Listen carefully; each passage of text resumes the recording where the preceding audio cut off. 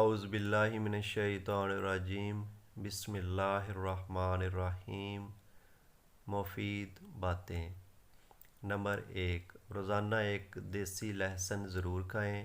ناشتے میں ابلے ہوئے انڈے کا استعمال لازمی کریں۔ ناشتے کے وقت ایک سیب کا استعمال کریں۔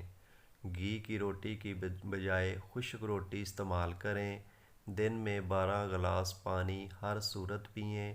ایک دن چھوڑ کر تخم ملنگا یا اسکبول چھلکے کا استعمال کریں۔ صبح کے وقت بھگو کر رکھے بادام چھیل کر لازمی کھائیں، 12 عدد۔ بوتل اور ڈبے والے جوس ترک کر دیں، بہت نقصان دہ ہے۔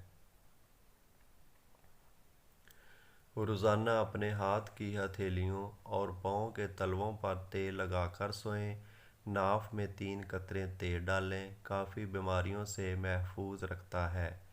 تلاوت قرآن پاک 5 وقت نماز پابندی سے پڑھیں اور جو تھوڑا سا وقت جب بھی ملے اللہ کا ذکر کریں۔